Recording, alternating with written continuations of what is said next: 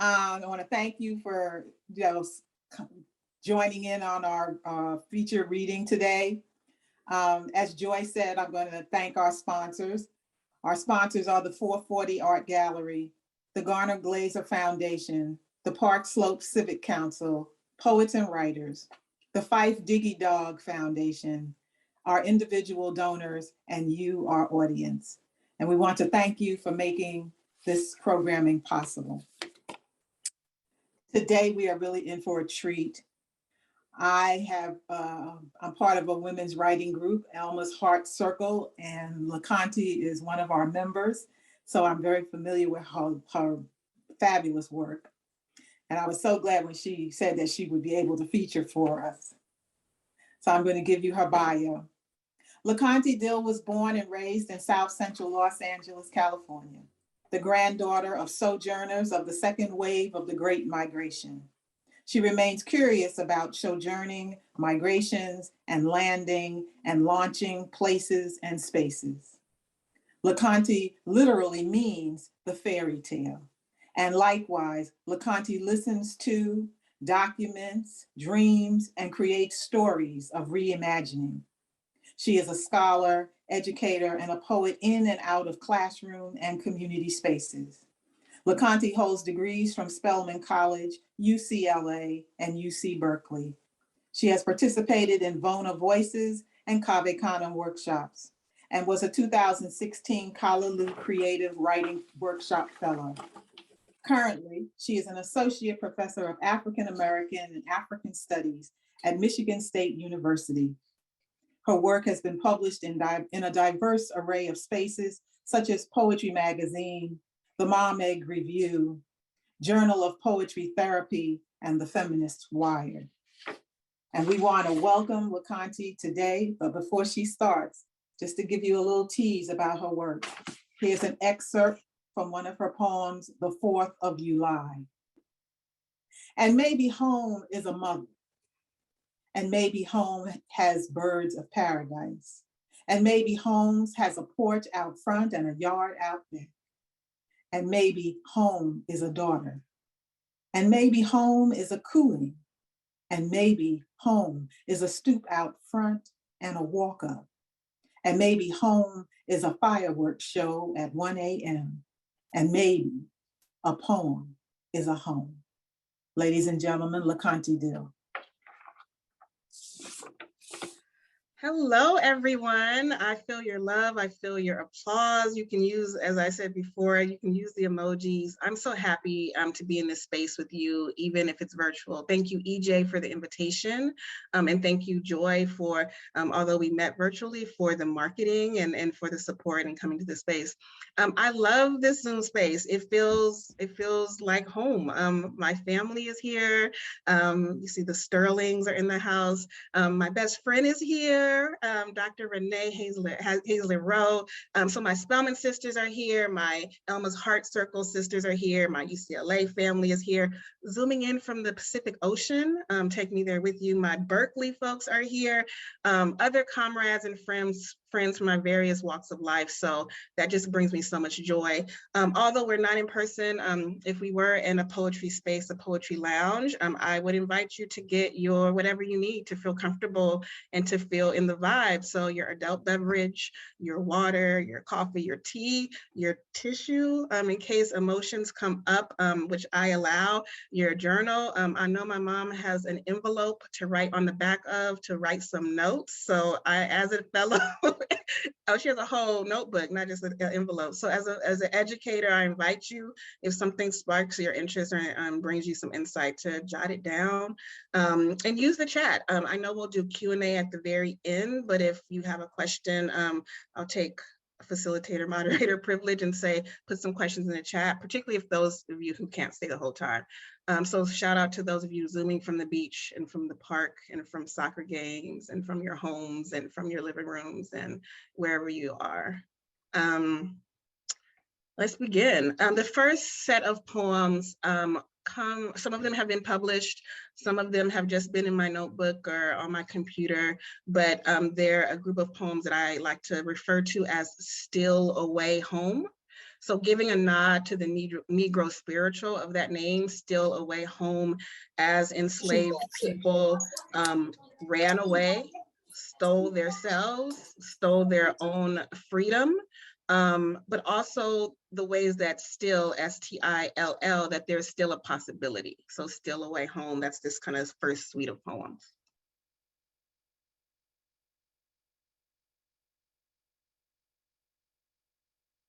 And the first one, it begins with an epigraph from Chani Nicholas, the astrologer. Some of us follow them faithfully every week or every month to get a dose of information for the time ahead. And this is from the week of April 24th, 2017 for Aquarius. Shout out to Team Aquarius out there. The epigraph starts with, sometimes what we have inherited is a misinterpretation of the seed idea it stems from. Sometimes it's important to go back and clarify what the original intent was so that we can make conscious the traditions we are taking with us and the ones that we are taking the authority to completely do away with. And with that, a riot always finds us. Canfield, Arkansas, 1896. We're children, babies really. When the fires start, a mob is always ready to take our wages, run us away, always ready to lynch us. When a volley of shots be my lullabies, I won't live to see 30. Sherman, Texas, 1930. They always claim we crazy, always wave an American flag when they beat us down. When the fire don't kill us, they shoot us down. How you gonna hang a nigga when he's already dead? Lynch us in our own neighborhood, then proceed to burn it down. From the smoke, I developed asthma, a quick temper, and I always keep a gun close. Los Angeles, California, 1965. Everything Black was named Watts. Watts bore the brand. Damn Moynihan. The smoke and fires are in the distance, but the gunshots are real close. I can't tell the police from the National Guard, my pressure's up and I'm scared and under martial law at the age of 10. Los Angeles, California, 1992. Everywhere is burning. We've been screaming and nobody came to see what's the matter, what do we need?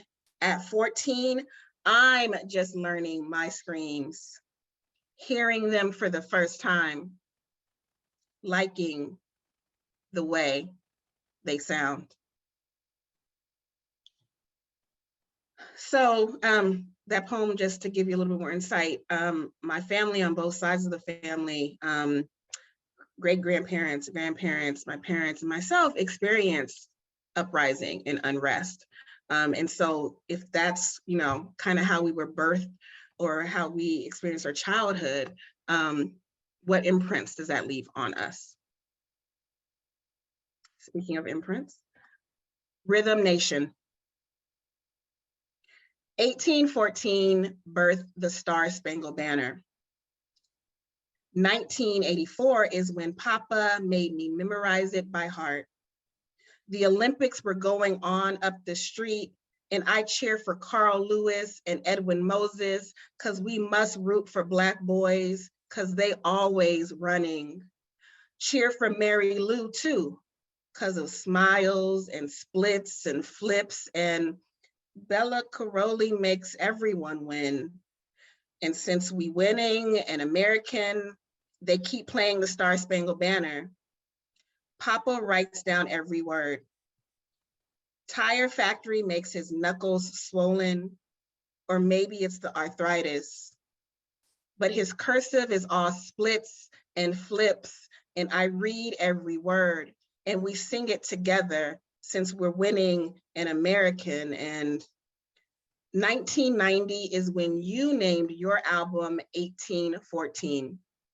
And I get to see you on stage because I was a good girl and I know every word, and we sing them together. Shout out to Janet Jackson, Janet Appreciation Day. This one is called Weekends at Nana's. You were all Newport raspy voice, telling me to draw 4 and the color is green, like the rollers you wore at night, covered in tissue. Made me say my prayers and put Vicks salve on my chest, under my nose. You were bacon crumbled in cream of wheat with pet milk and some Sunny Delight, a perfect cocktail with your shot of insulin. Lift your gown, pinch your thigh just so. You don't even flinch. Maybe you'll be a doctor one day, you say. You were brown gravy over rice, fried chicken grease, don't sweat your hair out, pouring Papa some yak. He takes his dinner alone in the kitchen. You make me say my grace before we eat in the dining room. You were a silver Cadillac with its stereo out, so you bring a radio tucked into the seat cushion between us, roll down Vermont to visit your mama. 10 years since her stroke, and I still call her Gran, twice, hoping she can hear me. You were a caramel brown line up your chest, heart surgery and your heart still open. Love your husband from the other room. Love him even when he locks your children out for staying out too late. Though they're grown, you sneak and let them in, don't realize that they're 30-year-old runaways. You run away to the bathroom, light your Newport, blow the smoke out the screen window.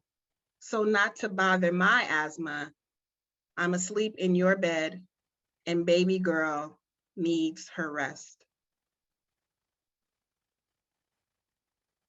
Shout out to the Dill and the Sterling family that are coming up all through these poems. My first job as a teenager was an internship, and it was at Martin Luther King Jr. Charles Drew Medical Center in the Watts Willowbrook area of LA all day. And so this poem is a reflection that I made decades later about that experience of working in the US American Healthcare Center and working in Watts and working in the NICU and in the ER and in other spaces. It's called Killer King Hospital and Admission. I was on my way, but I lost my mommy. I am already labeled pathology. Don't know how to swim, but I am floating, caught in a glass jar, like a lightning bug. Dare to cross my legs, dare to be dainty. If I'm addicted, then she's convicted. I am so tiny, but still got heart, still beats, still got a mama to go home to. Call me from the waiting room. Call me a trick, but won't call me a mother. My womb walked out on me. Tough titty, said the city, but the nigga still hood. Lift my titty to find the bullet wound. For once, they aimed at my heart and didn't miss. Mend me. Bathe body. Wrap whites, linens, make a mummy out of me anyway.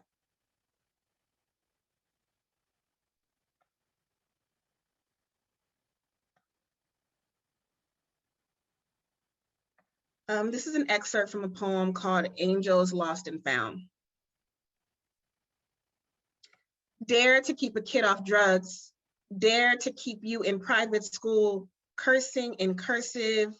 You wanted your MTV to be equal parts NWA, BBD, TLC, SWV. You were Khadijah, Washington, Jamal, Jefferson, Amira. Lincoln freed the slaves, didn't he, Miss Jackson? African, Muslim, Black, Hood. You were Kareem and Magic.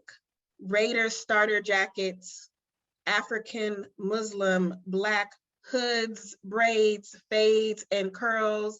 You were busy being a good little girl. You were an earthquake away from a popo beating, homework done by candlelight. You were integrating Black ink on white paper, silent protest screaming that you were tired of hopscotching over red and blue rags. You skinned your knee, your high tops tripping on the blacktop, clumsy and tongue-tied. You were the bastard child of funk and the blues. You were two-faced, but one coin.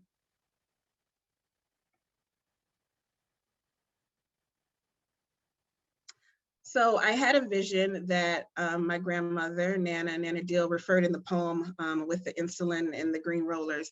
I had a vision or a dream that she came to me and she gave me a pair of scissors and she gave me the permission to cut away. And this is the poem that resulted. It's called Breaking Curses. Give you scissors to cut, stab if necessary, snakes with the same name as you. Gift you permission to hate the hand that held yours as you crossed the street. The same hand that shut the door on you so many times. Gift you chocolate hands and nappy hair, failing every test passed down from East Texas plantations, masters, bastards. Gift you recipes and handkerchiefs and pocketbooks and nail polish. Gift you girly. Gift you a Sunday away from church. This kitchen will grant you enough prayers. Gift you playtime, hiccuping laughter, caramel colored cherubs. Gift you bedtime stories, turn modern mantras. Gift you enough.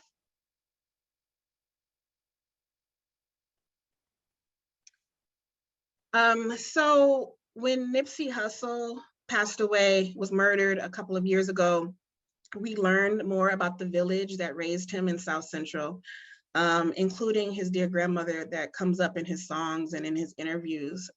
And we also learned not just about her care of the rapper and of the grandson, Nipsey, but we learned about a little bit about her life, that she had 11 miscarriages. And oftentimes in Black families, we have a narrative of Big Mama had 9 kids, but 7 survived. Or Granny had 5 kids, but 2 survived. And in this contemporary reckoning of the persistent maternal mortality crisis amongst Black women, which some of you in the Zoom work towards combating, it's important to uncover those histories, that's not just a flippant, kind of narrative or sentence of these lost children and of these grieving mothers and grandmothers and great grandmothers. And so this is inspired by Margaret Butte, Building Towards a Marathon. I'm a granny. I'm a mommy. I would have been a mommy of 13 babies. I'm a mommy of 2 babies, born 12 years apart. I come from a long line of grannies who would have been mommies of more. I'm a senior. I'm a citizen. I mean to say, I'm a senior citizen. And we really didn't talk about the lost ones in my day. Had me missing work, missing a period, missing a child not there. I kept trying, had your mama, and she had your brother, and you, and your sister. I'm a granny who's still missing babies. When my baby's baby goes missing, goes to glory, makes his final victory lap, the neighborhood missing, you, Nipsey, I mean to say, Ermias. And I know something about missing.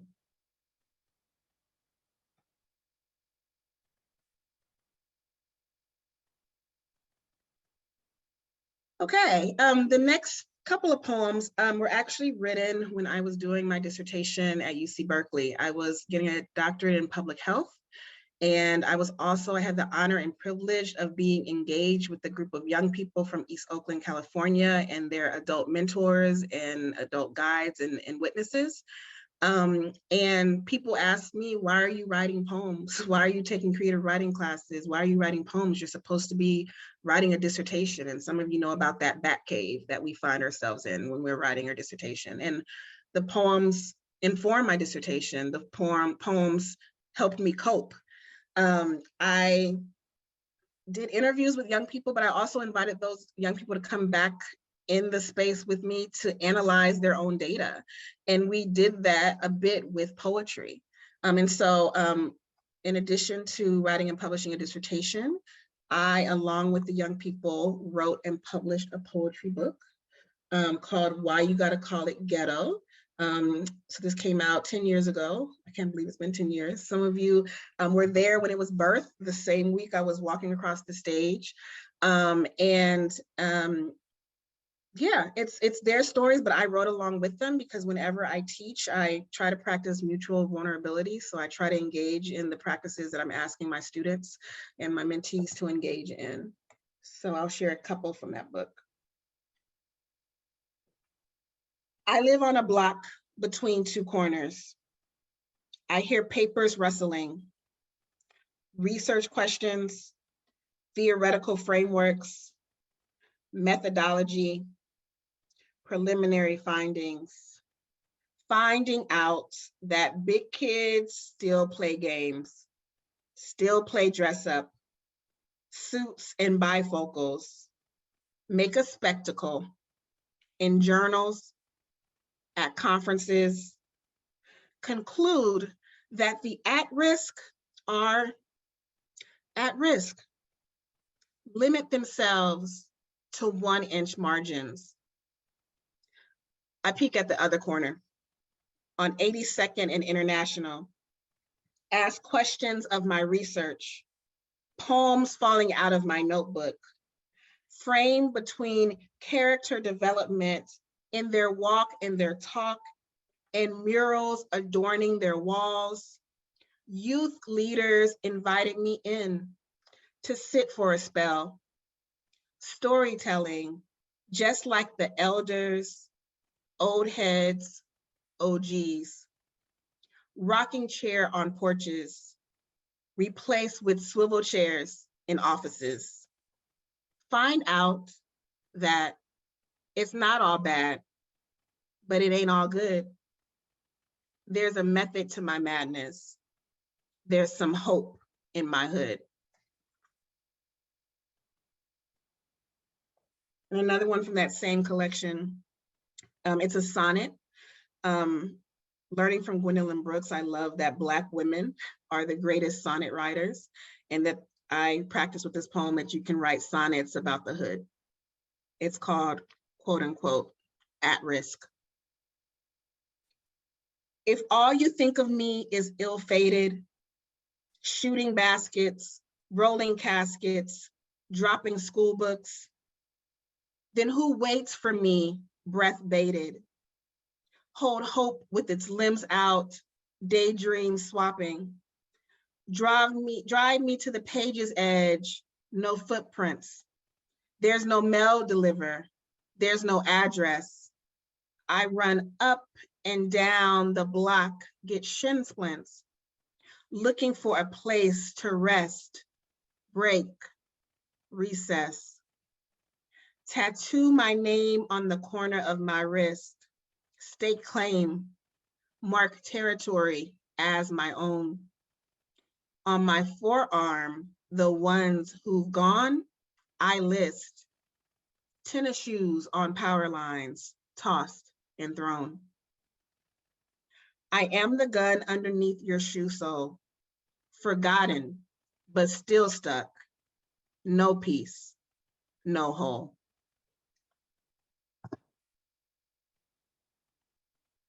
So the next series of poems, I have to shout out Elma's Heart Circle again. This group of dope writers and scholars and mothers and grandmothers and activists and organizers and can't be limited by labels. But I've been writing virtually with Elma's Heart Circle for about 5 or 6 years, and others of the collective have been writing longer together. We typically come together in April, which is National Poetry Month, and we write 30 poems in 30 days, the 30-30. But often, because we are growing a sisterhood and a collective, we found ourselves coming together in different months and different weeks. Right now, we're writing every Friday, but we've also come together in person. We've come together in healing spaces and spaces of grief and spaces of joy. And in 2019, they helped me grieve and cope and process and celebrate this journey that I'm going to be talking about. So this next series of poems are from a book that is tentatively titled Waiting for a Rainbow. I am shopping it around to presses. So if you are a publisher, holler at me. If you know a publisher, holler at me. It is looking for a home. My Elma's Heart Circle sisters reminded me that it is a home and it deserves a home for the public to learn. In this work, I'm particularly talking about my journey of becoming a mother. And I'm unpacking and fleshing out that journey that was rocky. I often refer to it as a Ferris wheel. So not quite a roller coaster, but a Ferris wheel. It's a circle. And I have a set of poems that I'm going to share with you from that collection. The first poem I'm going to do a shout out. I was looking at the group. I don't know if she's here in the Zoom space, but she's definitely here with me. It's for my dear friend and Spelman sister, Ashley Cummings, who is actually my daughter's godmother. And in that same space of 2019, would send me DM messages almost on a daily basis, checking on me. And this poem is after a poem by Sonia Sanchez that's called For Sister Gwen Brooks. And it's written with that same thought of sisterhood, but also some of the conventions of the lines are after Sonia and after Gwen. Growing a new sister for Ashley. You tell the prayers, don't be jealous of my miracle. You tell the altar, you call out to Yemeya to always bring her tide, for she is a swaddled one. This woman rocking her cradle, you tell the doctor to move gently into the body so she's not startled. You tell the body to ease her into a host full of esperanza, for she is a swaddled one, carrying her poems from block to block so that we can love and breathe and wish and breathe and live and breathe her. This Ash sister called afterlife.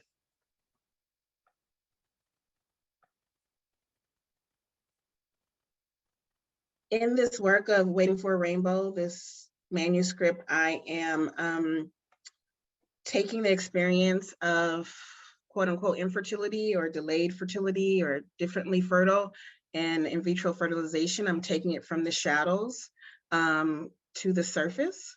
I understand why sometimes it has to be in the shadows, but I also understand that there's a whole collective of people that think that they're alone and they're not. This poem is called Taking My Eggs, and it starts with the epigraph, Sankofa. It is not wrong to go back for that which you have forgotten. The last face I saw before they put me under was a Black woman. When I came to, I want to find her, tell her thank you. She be a guidepost, but she be a gone ghost. Now, only an offering left, saltine crackers and apple juice, a communion of sorts. They make me tell them my level of pain. Only then do I feel the aching in my side. Only then do I remember that I spread my legs again. Only then do I remember that I be a mama bird with my neck craned. 5 eggs retrieved today. I be hatching hope.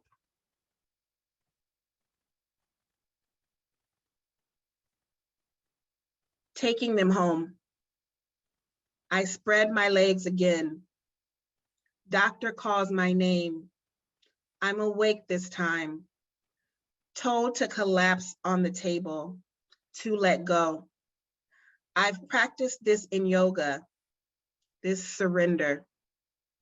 It doesn't hurt, this anointing. They say my cervix is cooperating. Thank you, cervix. They placed 2 of our embryos into my uterus. They say I can sit up and go back to work. But first, the nurse touches my belly and says, welcome home. I finally feel like a home.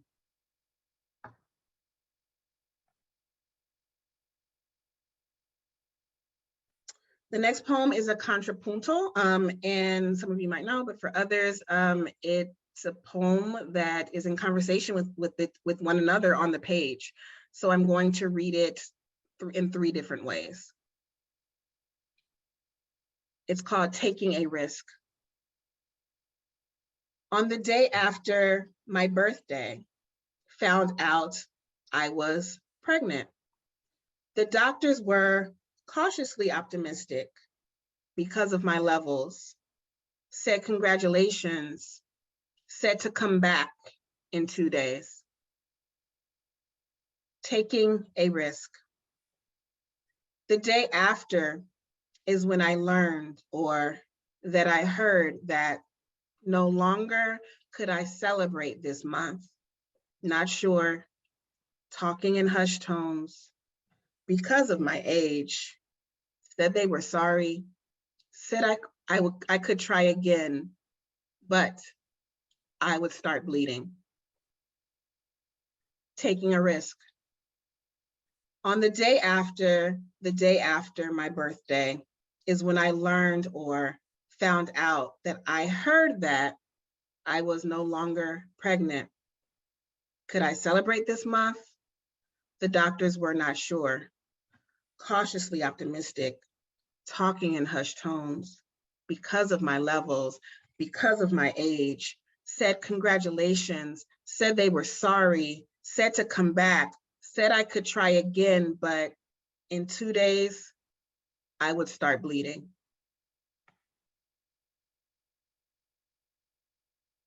And this is the poem about the blood. Literally and metaphorically, of course. Finding a rhythm.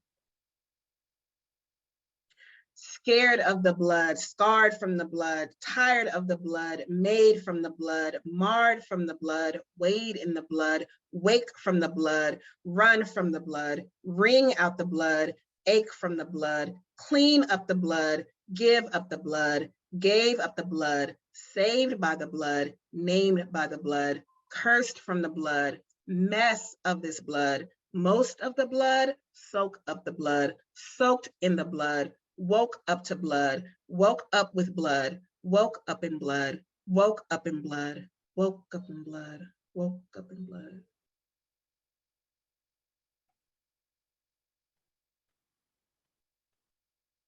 Taking a break. It is hard to write from the echo in your chest, to resuscitate again. It is so damn hard to get yourself out of a gulf.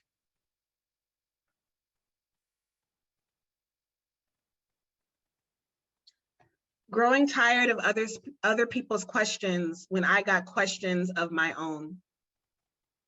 Y'all got plans to grow your family? Y'all, a Southern greeting, a me and a him. I am finally a we. Got, the past of get, and the future of get, a getting, a having. Plans. I'm an Aquarian. Planning for the future is a habit. Is it 2050 yet? I'm ironing my daughter's doctoral robe in the next room. 2, an approach, a reaching. Grow, like peaches in the backyard, like birds of paradise in the front, like Nana and Mama know how to do. Why not me? Your, like something of my own, like me and my man, like in ours and in us. Family. I paid like $300 for a sheet of paper to tell me that maybe we were stolen from Sierra Leone. Use Google Translate to understand the whispers of some braided hair woman from Quisqueya who visits me in my dreams. Her name, Lucilla. Her name, Be Light. Carry lapis lazuli in my carry-on on a flight to Mississippi, goddamn. All this uprooting and sweeping up the dust. My man spins earth, wind, and fire tonight. And I think that must be a gumbo. That must be a nursery rhyme.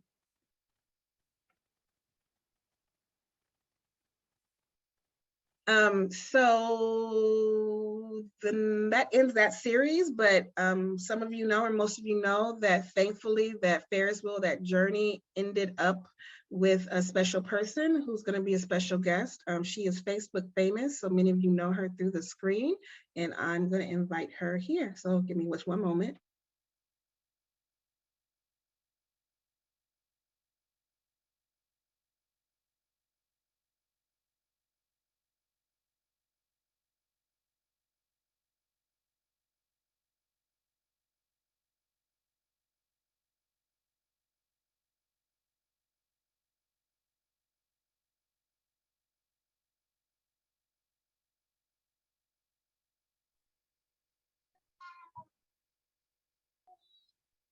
Mama. This is Worthy Wonder. She inspires so many of my poems. And she was born right before the panini, right before the lockdown. She is, doesn't always like the paparazzi, but sometimes she loves to be in the middle of the circle, so she might pop in and out. So unfortunately, I had to go back to work, although remotely and virtually, 6 weeks after I had her. So the next few poems are about that space we found ourselves in the summer of 2020, dealing with the pandemic, dealing with uprisings, dealing with continued structural violence, dealing with the racial reckoning. And so I wrote about that. And many of these wrote in with witness from my Elma's Heart Circle sisters. Bye-bye. Worthy and these webinars. I think my baby knows how to work Zoom better than me. Real quiet when mommy's unmuted, stares at me like I have something important to say, real loud when I go on mute. I have been telling her to amplify her voice. She listens, she responds. Must be time to nourish herself for the movement and all. Feeds under the camera's glare, then takes her rest. Wakes up just in time for me to sign off. Smiles for the camera if it's with folks I trust. Beckons me to stop sharing my video for folks that don't deserve to bask in all of our melanin. Black Lives Matter image be my profile picture now. Political education started in utero. So she allows me to tag and hashtag and share links and link up and LinkedIn. And who are all these other babies with mamas that look like my mama? Searching for virtual tribes now that we've all gone virtual. Even our meditation has gone viral. She takes deep breaths with me, seems to know that this balance is hard, the weight of it all, work in the world, and leave meeting, mommy. Tomorrow is another day. So also born in the pandemic is this crown in this iteration. Yeah, so my naps and curls and coils and kinks, I wrote a poem for it. New growth. I think I gave birth to it too. It rises over a face mask. It rises up in protest. Crown, of course. Crown, chakra, shakya, leaves my daughter mesmerized. Be her new favorite thing to stare at. Afro, be her new favorite word. Her babble, we tattle, tell on ourselves. We rowdy, we round out, we wonder where we've been hiding all along.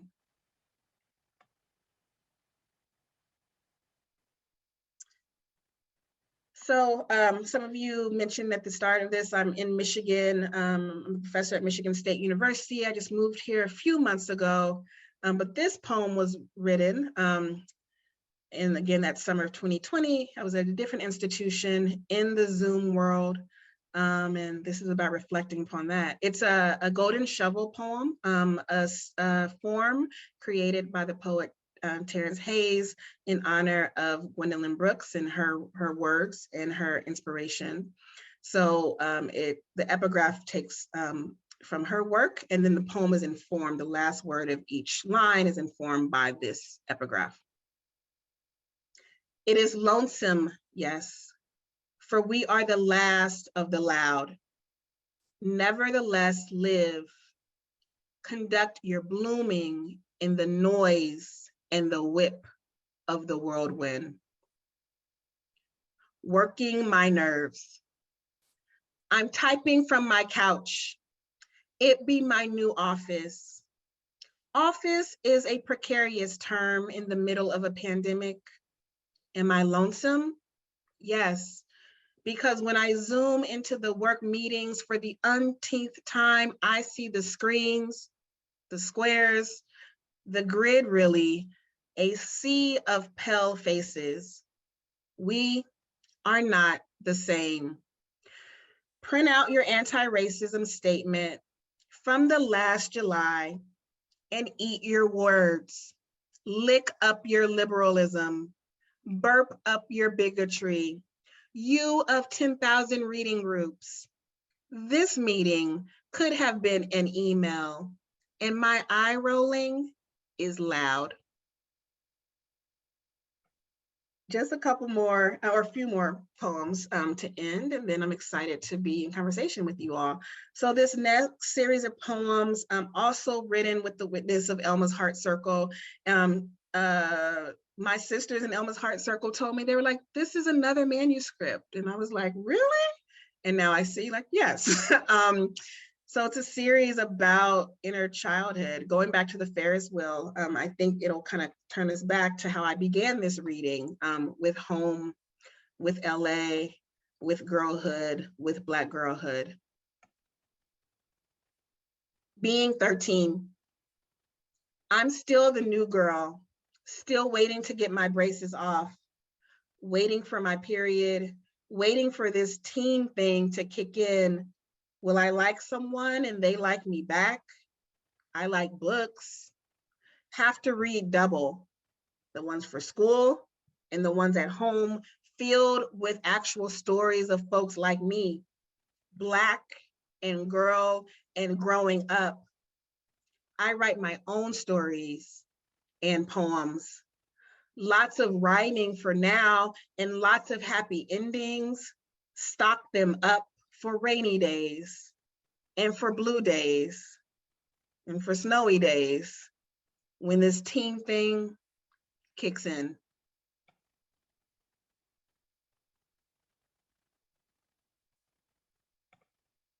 Being 16. Always looking for a party. Any excuse to dance. Slow dance, freak dance, you dance, me dance. Ask me to dance.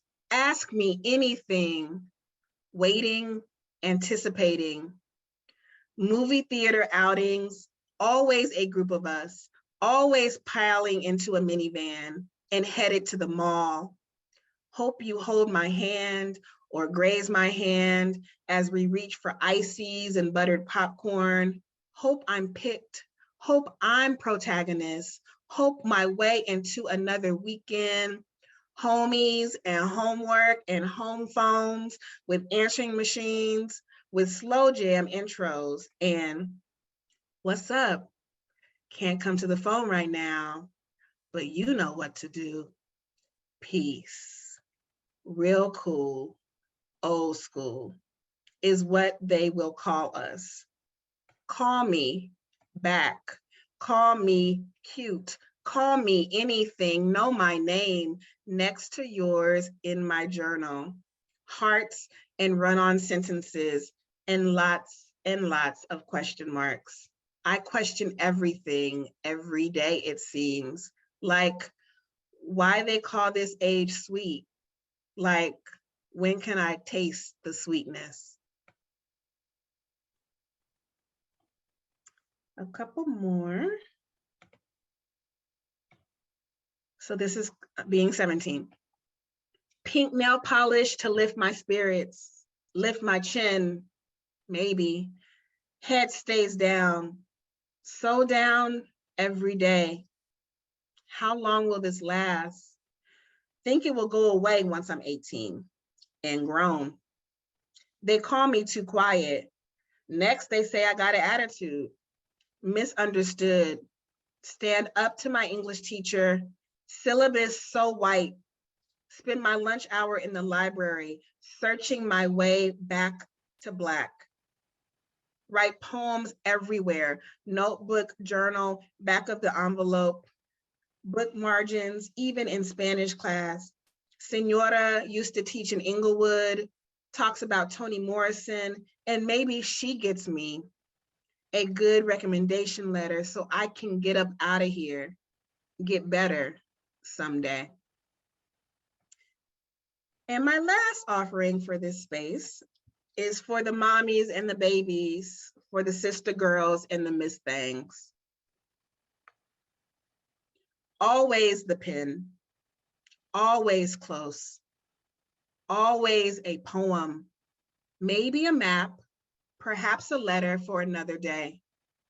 Always a Black girl, prayer, always a song, always a rhythm, always in tune, always a yes, tired of maybes, always a rest. Thank you.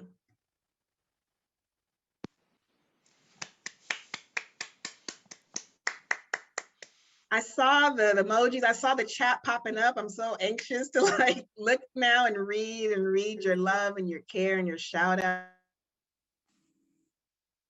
Well, thank you, Thank you. LeConte. More students join, more family join, more friends and comrades join, and even strangers. Thank you for being in the space with me.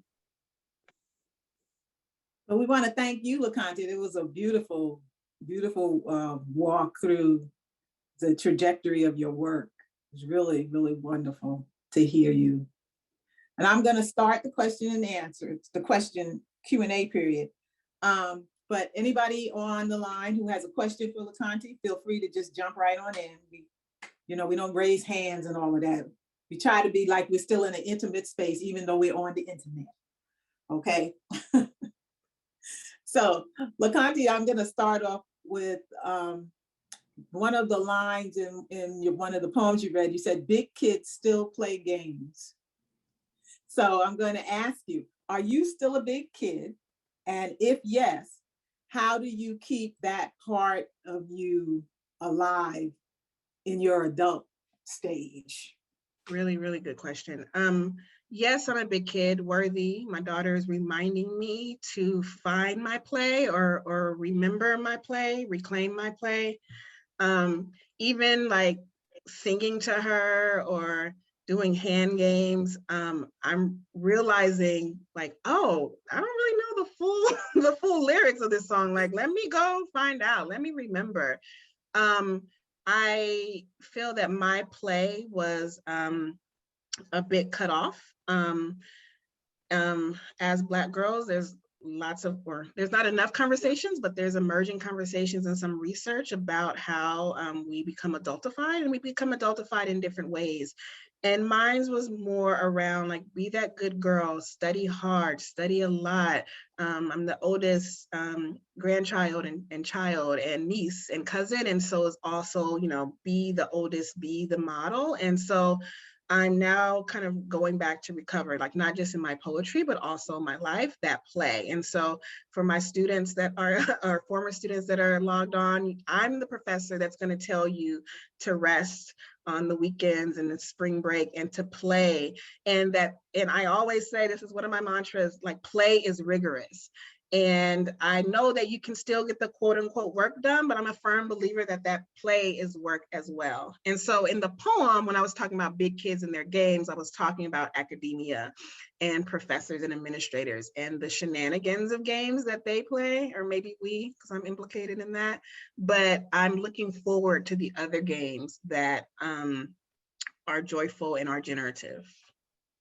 Oh, great. I wish I had you as a professor. Thank you. Come to Michigan. Hello, everybody. Hi, cousin. Hi, cousin. How are you doing? I'm so proud of you. Jack, hello, everybody. Forest, Mississippi. I am Susie Jackson from Forest, Mississippi. I'm one of those Mississippi gals. And LeConte is my cousin, and I just want you guys to know that we here in Mississippi are truly proud of her. And we love you. Thank you. I love you too, cousin. And that taking a risk, I enjoyed that. I enjoyed all of them, but that was resounding, and I do love you. Thank you. Love you too. Okay.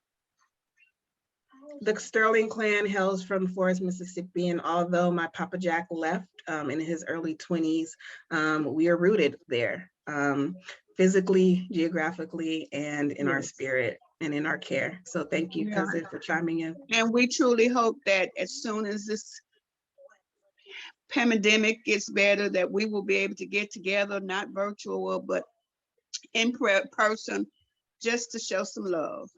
Thank you.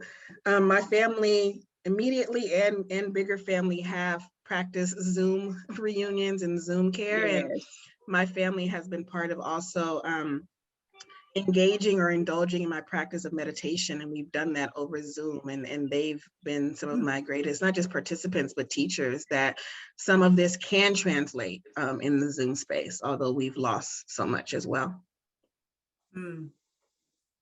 Yes, yes, yes. You, I'm familiar with your work for a number of years now, and I think the one thing I always enjoyed about the work is that you managed to bring up the unspoken, bring it out in a narrative so that it's not an unspoken anymore. And I was wondering, how do you tackle that when you're actually sitting down to write? Do you intend to write about something that is unspoken, or is it something that just comes through, you know, that muse that we say we have that goes from your arm to the pen or to the keyboard? Yeah, it's begging and screaming to come out and with that poetic muse. I've been doing that in poetry since I was a teenager, if not before.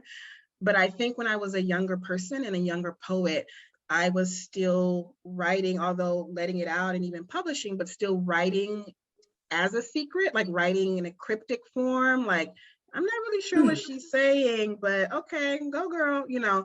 And now I definitely know, particularly, I think also just with like writing communities, not just Elma's Heart Circle, but I've been participant in many workshops with VONA Voices and with Canem and with Callaloo. And so just having other writers of color, particularly Black writers who have, and teachers who have beckoned me to like not hide within my words and not be cryptic. You know, we got to show and not just tell. And so, yeah, my words were always calling for that honesty and for bringing the secrets out. But also, I think witnesses and accountability partners, some of who are in the Zoom space, have asked me to like keep telling it. To show and to tell, because often in writing we say show, don't tell, but to show and to tell is what I'm doing and try to do. Oh, great. So we don't have a publisher yet for Waiting for a Rainbow? Yet, but you know, I'm checking the chat. It's a great book, people. Mention somebody, send her some names so she can start talking to people. I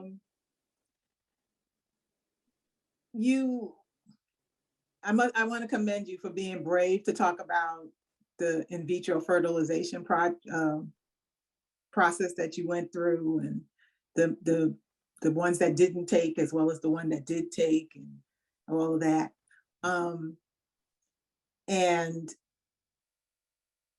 it's not, it keeps coming up in our historical history about how Black women, the mortality rates for Black women and their children that are not born still, or whatever reasons, that don't make it into the world.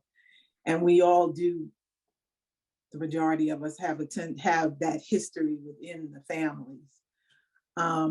Was it hard for you to write those poems, to put those poems out there, or were they just something that was in the moment and almost like a journaling, just to get the emotion and the anxiety out? Definitely the latter. So definitely is like a journal. In the April 2019, I had just done 2 rounds of IVF. I was pregnant twice and I had 2 early miscarriages. So literally that had just happened. And then we had the 30-30. And I was like, you know, thank you for therapy. Thank you for my husband. Thank you for the few close people that knew, but it was still a bit of a secret, a bit of a hush hush, just because it was so much. I was becoming a chemist and a nurse and a caretaker for myself over and over again. And so that April was literally like real time journal. Like, if we got to write every day, this is what's coming and this is what's coming out. I was still processing it. I was still, and it's interesting and I guess inspiring to myself that like how like beautiful art could come while like I was literally like physically going through it, very much emotionally, still processing. And then like, you know, maybe this is a tanka, or maybe this is a contrapunto, or, you know, coming up like that, the forms of poetry or the free verse that was coming out. And I also felt maybe with the accountability of Elma's Heart Circle that not just to process and journal and kind of vent or vomit, but to show and tell this story and to tell it rigorously. And so to bring my artful self to this journey.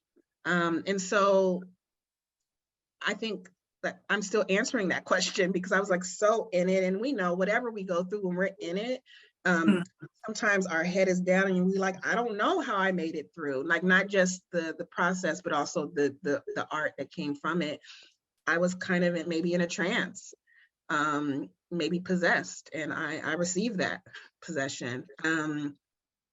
And it was just great to have a group of other writers, and also some of them being mothers who were able to hold me, and then hold me on the other side of the journey as well. Hold me as I brought the life to life. Great. Anybody have any questions out there? Step right up. Hi, daughter. Hi, mom. Hi, everybody. I just want to Shout ask, out to her photo collage in the back. That's me at 22 on her left shoulder, graduating from college. I feel like not only is that my mother, but literally like the iconography of her home is taking me back home where I penned most of these poems. So thank you for that art, mother. oh, you're welcome. You mentioned the Ferris wheel. Can you kind of elaborate on that? Good question. So I always say my mom was my 5th dissertation committee member and the most rigorous, because like, you know, yeah, she just brings the amazing, great, nuanced questions. So Ferris wheel, so oftentimes like when we go through stuff, we say we're on a roller coaster, right? I remember going through like my Saturn's return at 28 or 29. And even when people who haven't reached 28 or 29, I'm like, the Saturn's return, it's coming. But if you just hold on like a roller coaster, you'll come out, you know, the roller coaster eventually ends. But this Ferris wheel image or metaphor is the notion that it might not end. And it's not like, it's definitely, you get a bit of a twist and a turning. But you know, if you've been on the Ferris wheel, like you go to the bottom and that Ferris wheel conductor or facilitator, whatever they are, they're like, they kind of give you a look and then like you go back up, right? And I guess there is a negotiation, like if you want to get out, you can. And sometimes they don't give you a look and it just pauses at the end.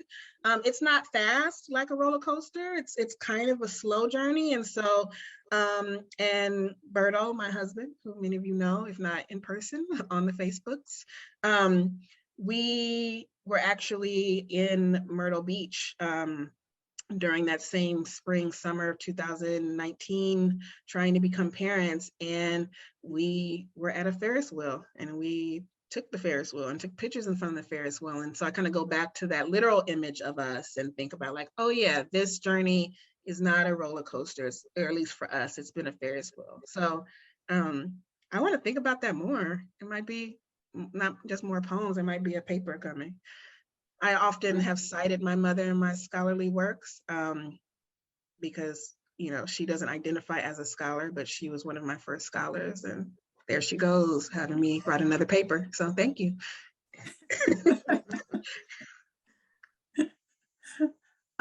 Speaking of your scholarly work, do you find it difficult to go back to switch back and forth between the two styles of writing?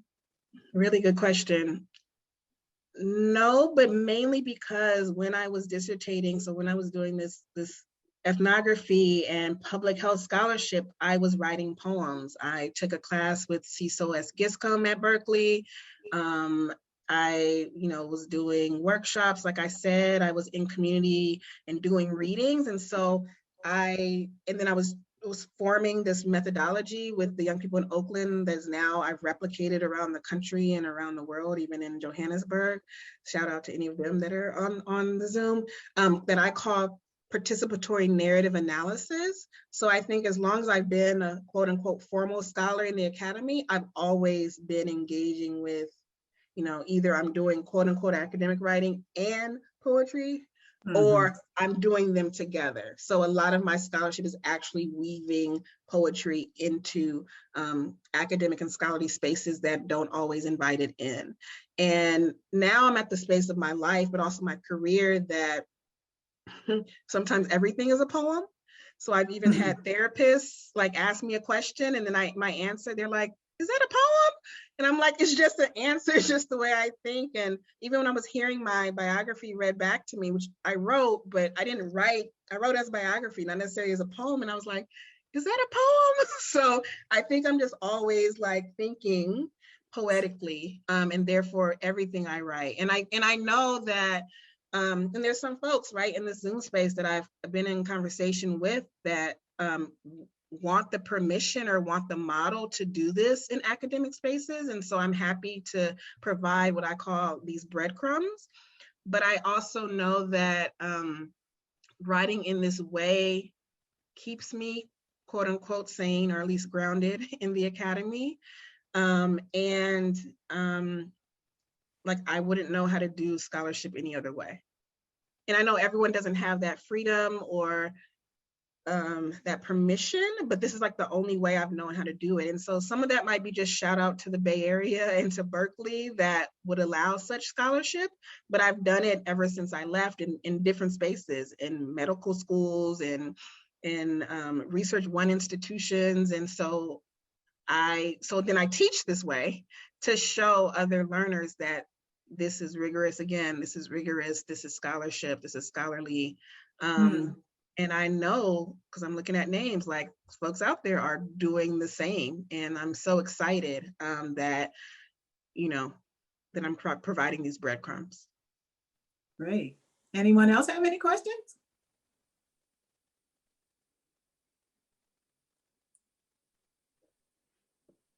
Well, I'm gonna put my website in the chat so folks can find out more about me and about my poems and my scholarship. And you can send other folks my way. It just launched this summer. I'm so excited that I took the time and the space to kind of compile some more stories of me in the digital form. So definitely check me out there. great. I want to just say a quick, well, first of all, thank you. But, I think a lot of times people are intimidated by the idea of poetry, and people are definitely intimidated by the idea of scholarship. And you make them both so accessible. I mean, what I heard was so much about just a young woman growing up, and this is what she saw, and this is what she heard, and this is what she felt. And, we all have grandmothers, and some of us have, the things that you talk about are so relatable. And I just really appreciate that. And I really appreciate that you're not caught up in the, pardon my language, but the BS of academia. And you must be a fantastic teacher. And I can't wait to read more of your poetry. So thank you. Thank you. I love teaching and my students, some of, again, who are here in the Zoom space. So I see you. The teaching is keep me in the academy because I feel like there's lots of ways to do scholarship.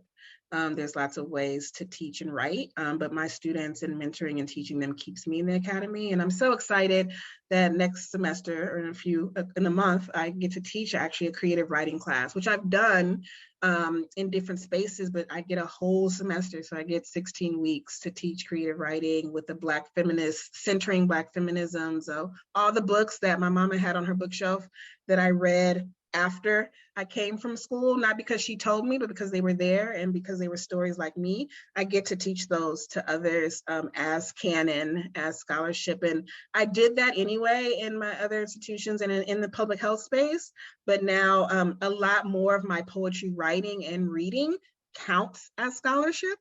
Whereas before it was like, I'm doing this, but it's kind of on the side or not marginalized, but not always seen. And now it's seen like in my day job. So I know as writers, we often talk about our day job versus our night job, and I'm becoming more one, which, has been the goal. So thank you for that. That's great. I'm going to have one last question. So you mentioned a lot of different poets in your, telling of the story of some of the poetry. that you read today. Do you have a favorite poet, and why was that poet a favorite for you?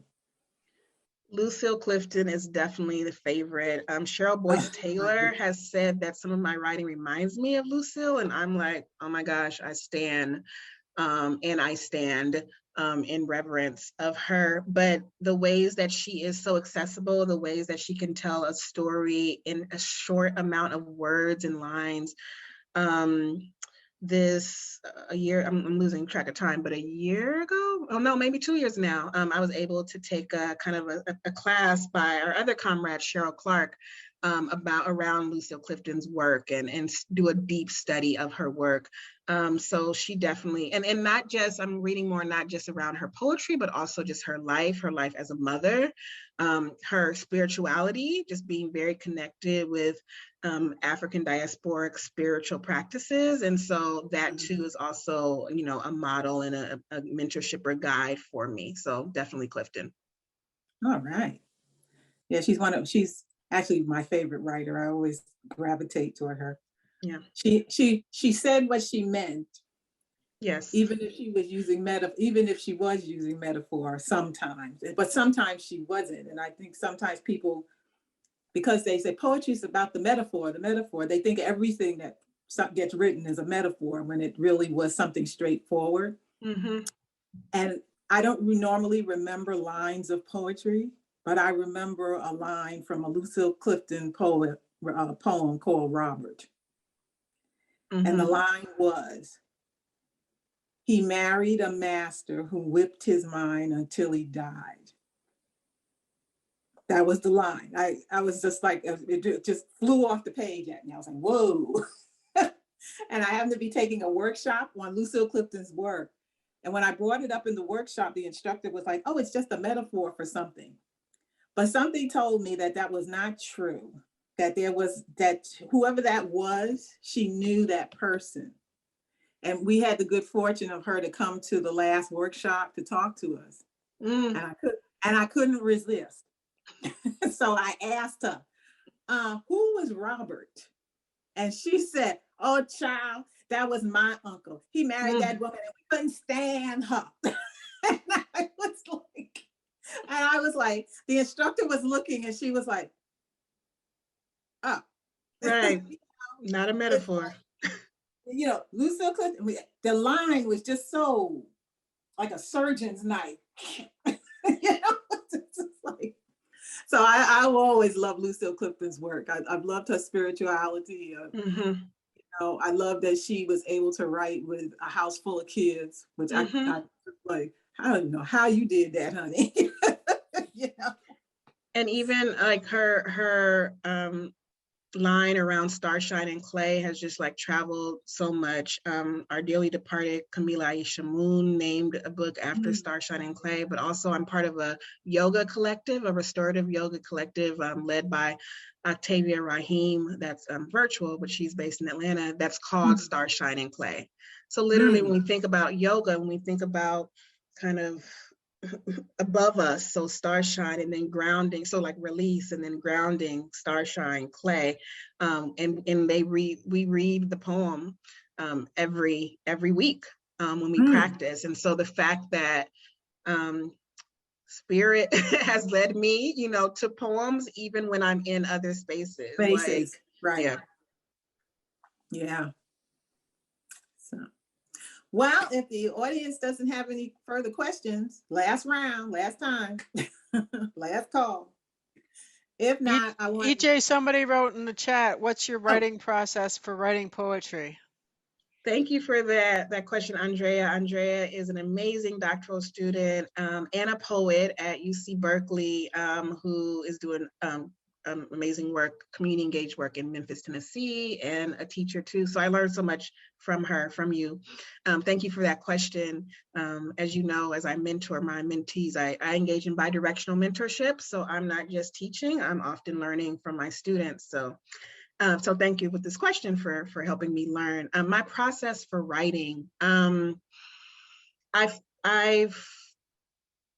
for so long, I felt like I didn't have a process. And oftentimes when I was applying to writing workshops, I would even write in my essay or my personal statement to get in the workshop, like, I need a process, I need discipline. And I've realized like I definitely do have a process and a practice. It might not just have looked like I thought it was supposed to look. So I always keep a journal close. You saw my mom on the screen, her notebook was closed, right? I got to keep some libations close, water in this case. I definitely like pictures are also important. So Berto and Worthy are right here as well. So although they're downstairs getting ready for dinner, they're also like right here in arm's length. The tissues, as I said, because I allow the emotions to come. I didn't always allow the emotions to come, and so they went to the page, but now they're coming out in different ways. So my space is an important part of my practice. And then my ritual is, I think, being in community. So finding these spaces like Elma's Heart Circle or like VONA Voices or Callaloo or Canem or other collectives, even things that don't have names, but a group of people like, let's write together. That's part of my practice. So having that accountability is really important for me. And reading. I always say good writers are made from good readers. So if you take a class from me, whether it be poetry or not, public health, sociology, you know that Doc Dill has you reading a lot. But again, that's part of the rigor. And so that we can read and be inspired, read and interrogate, read and critique, read and remember, read and recite. That's definitely part of my process too. So thank you for that question. Thank you. Hello. Hello. Hi. Hi there. That's my Aunt Nini. Yes, I wanted to just say, I'm so proud of you. I always enjoy hearing what you have to say, what you have to think. And, your words take me back. So it's just heartfelt. And I'm in Colorado right now with the son and the grandkids. Fixing some gumbo. Got that roux going. I know. I see you, EJ. Shake her head for the gumbo. You didn't make me gumbo. But Nini, I want to give a shout out because I always tell the story. I kind of tell it like in jest, but I was about 6 years old and I was in summer school, and usually summer school's for like if you maybe didn't do well and you need to repeat some things, but this is after kindergarten. And my mom was like, no, like just let's keep learning. Like it wasn't like I did very well in kindergarten, but I was in summer school to keep learning. And so my mom was at work and my aunt was watching me, and I had to look up words. And I was like, Nini, what does this mean? And she was like, go look it up. Here's the dictionary. And back in that day, like the big dictionary that was like this big, like not online, not the little pocket, like the big heavy one. And so I literally was hoisting this big dictionary. And so I credit her now though, right? Like looking up those words in the dictionary, and then later the thesaurus, right? That contributed to me to be a good scholar and to be a good writer. And I was mad when I was 6. I was like, it's the summer, it's LA, like I should be playing, I should be at the beach, but I'm up here looking up these words. But we can have the beach and the words. So thank you for that. Because I probably took you to the beach after you looked up those words, right? Not enough, but we can go in June when I'm back home. Yes, ma'am. Love you. Love you too. Give Berto and Worthy hugs from us. I will. Okay. I we usually don't do this, but I'm going to do this today. I want to thank LeConte's family. Because you nurtured this. You didn't try to make it hide itself. And that's not too common a thing. So I want to thank LeConte's family. Thank you for that, EJ. You're welcome. You're welcome. Thank you for your narration. Thank you. Thank you for joining us today. Really was a treat. Well, our time is coming to an end, and I'm going to turn it back over to Joy. But before I do, for those of you who sign up for our events, I want to let you know that next month in January, we have Frank X. Walker out of Kentucky, fabulous, fabulous writer. And in February, we have the fabulous Willie Perdomo, another fabulous writer. And it And turns one of my out Willie, teachers.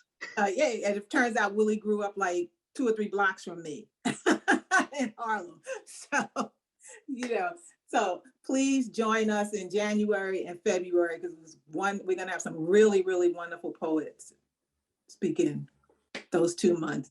And now I'm gonna turn it back over to Joy, who's gonna take us out. Well, thank you everybody for coming and for staying. What a diehard crowd, but I think it really shows how captivating LeConté is, and to do an hour and a half on Zoom these days is really says something. So especially, when you're like I said, you're listening to poetry, but it really feels like storytelling. So thank you all for coming. I will put our website in the chat. Once again, I did it a couple times, but it's onebreathrising.org, and you can figure out there where to go and sign up for the mailing list if you didn't already. I know we ask when you register, and we'll be in touch. And as EJ said, we have some fantastic poets. So come back and check in with us, hang out with us. We do this every month, and we're thrilled to do it. And LeConté, we can't thank you enough. And thank you again, everybody, for staying with us. So we'll see you soon, I hope. Oh, LeConté, one more question. Where can we get your books? Yes, put that in the universe. So definitely you can find more of my writing and links to published pieces on my website, lecontedill.com, LeContedill.com. My books are coming. They're begging to come into the world. So I am submitting things, shopping them to presses. So stay tuned. And Great. we will. We will. All right. Thank you so much, everybody. Have a good night. Good night, everybody.